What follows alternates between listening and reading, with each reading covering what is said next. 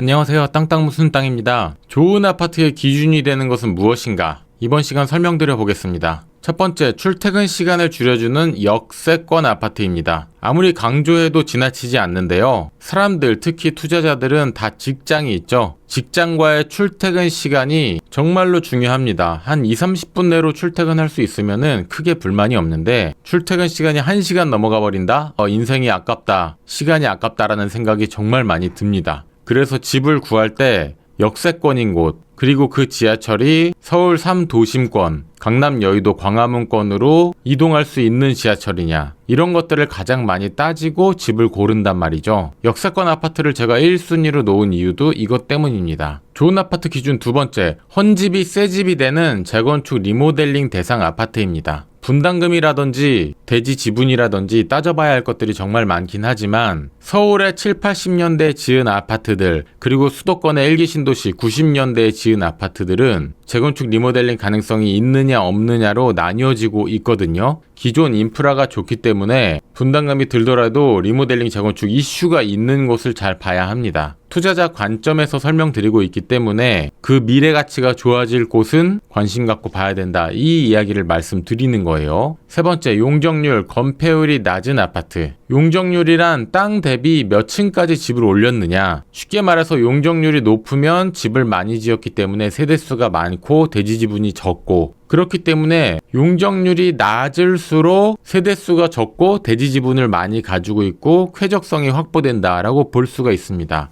재건축 리모델링 관점에서도 약 170%, 그 이하면은 좋겠어요. 절대적으로 정해진 건 아닙니다. 대형 평수로만 이루어진 아파트도 있기 때문에 이게 절대적으로 정해진 숫자는 아닌데 대략적으로 그렇다라는 것을 말씀드리는 거고, 건폐율 같은 경우는 땅 대비 몇 %의 건물을 지었냐입니다. 건폐율이 낮은 아파트는 전체 땅 대비 건물이 지어진 면적이 적기 때문에 아파트와 아파트 동간거리가 넓습니다.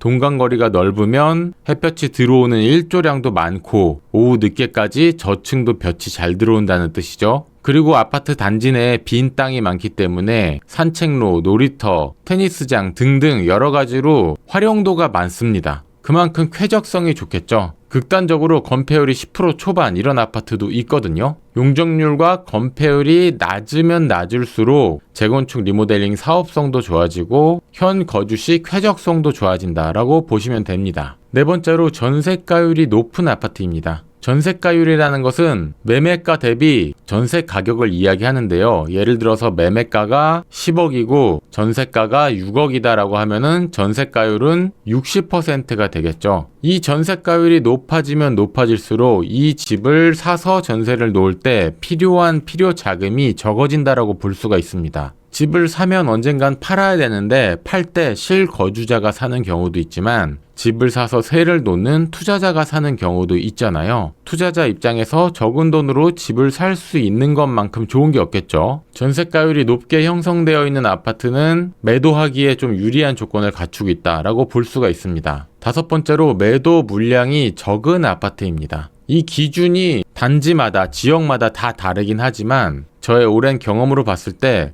대략적으로 한 5% 정도면 일반적이다, 이렇게 좀 보거든요. 네이버 부동산에서 팔아주세요 나와 있는 매물이 세대수가 1000세대라면은 50개 미만, 500세대라면 25개 미만, 그 정도 됐을 때 매도 물량이 좀 적은 편이다라고 이야기할 수 있고, 이거는 절대적인 건 없습니다. 하지만 반드시 체크해야 되는 부분이에요. 매도 물량이 많으면 아파트가 잘 안 팔린다, 가격 호가가 내려갈 가능성이 있다, 이런 식으로 볼 수 있기 때문에 매도 물량이 적은 아파트, 가장 베스트는 1000세대인데 매도 물량이 15개밖에 없다, 1.5%밖에 없다, 이런 경우가 있거든요. 인기가 많은 아파트라서 체결량, 거래량이 많고 호가대로 체결이 잘 되고 그런 경우에 매도 물량이 굉장히 적은 편입니다. 여섯 번째로, 커뮤니티 시설이 잘 되어 있는 아파트. 얼어 죽어도 신축을 선호하는 얼죽신족들이 많죠. 이 얼죽신 트렌드에 맞는 게 바로 커뮤니티입니다. 이 얼죽신 트렌드는 커뮤니티 때문에 생겼다고 해도 과언이 아니죠. 아파트 단지 내에